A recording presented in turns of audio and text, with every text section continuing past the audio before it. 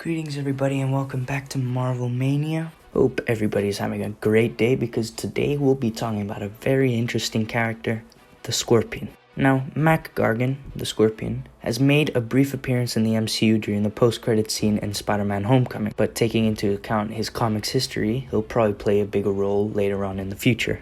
So to prepare everyone for that day, I'm going to feed you with just about everything you need to know about the Scorpion. So McDonald Gargan was a private investigator first appearing in 1964's Amazing Spider-Man issue 19. So he was hired by J. Jonah Jameson to figure out how Peter Parker was able to get such amazing shots of Spider-Man all the time. Gargan tried this multiple times, but due to Peter's spider sense, he was able to slip away every time. Now, at this time, J. Jonah Jameson hired a biologist to create a serum that would give the subject animal characteristics. So, now in this case, a scorpion's characteristics. So, after realizing that Gargan failed to figure out how Peter got all those good shots of Spider-Man, he offered him $10,000 to take part in this biological experiment.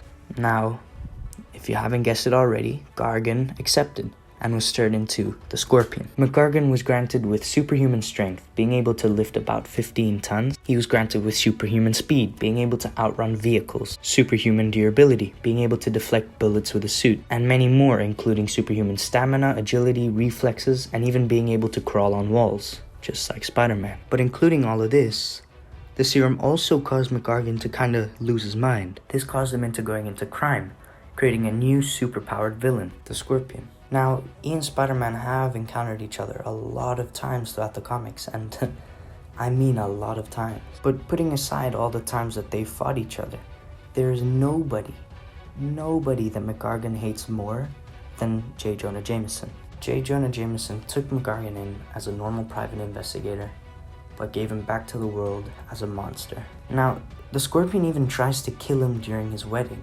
but Spider-Man is able to save him. But that's not all he tries. McGargan tries over and over and over again to try Jameson, but he never does. So maybe, with Jameson appearing in the Spider-Man Far From Home post-credits scene, we can see the Scorpion's hate for him unfold. I honestly think that would be a pretty cool thing to see in the future. But anyway, throughout the comics, the Scorpion has gotten his suit and tail upgraded several times. And one person that is known to have upgraded the Scorpion's suit throughout the comics is our beloved friend, the Tinkerer. And if you didn't know, the Tinkerer does also appear in Spider-Man Homecoming. Who knows? But maybe the Tinkerer will be the one to make Scorpion's new suit if he ever gets out of prison. The Scorpion is also known to have been part of the Sinister Six from time to time. He's faced off against characters like Captain America, Falcon, Miss Marvel, Luke Cage, Iron Fist, and many more. But a huge trait about the Scorpion is his big connection with the Venom symbiote. So basically, in the comics, Norman Osborn recruits the Scorpion and asks him to perform a task. He asks the Scorpion to kidnap Aunt May as leverage against Spider-Man if anything happens to him. So in the process of doing this, the Scorpion encountered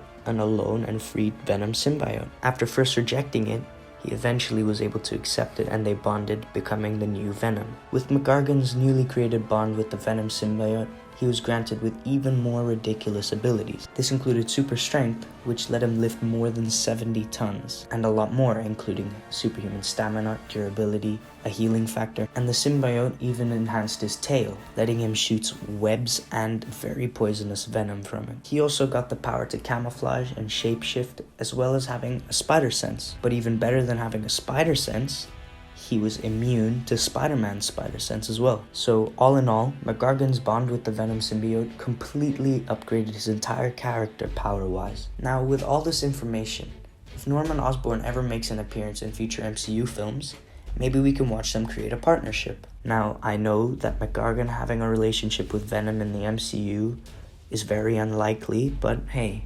anything is possible. Even though the Scorpion is not part of the founding members of the Sinister Six, if they ever enter the MCU, I am sure the Scorpion would be a part of it, but we can talk specifically about the Sinister Six in a separate video. So there's about all of your background information about the Scorpion, including a bit of speculation about what might happen in the future of the MCU, when we talk about Spider-Man, of course. Thank you everybody for watching. I hope you all enjoyed it, and if you did, please don't forget to hit that like and subscribe button. If you have any questions or suggestions, please comment them down below.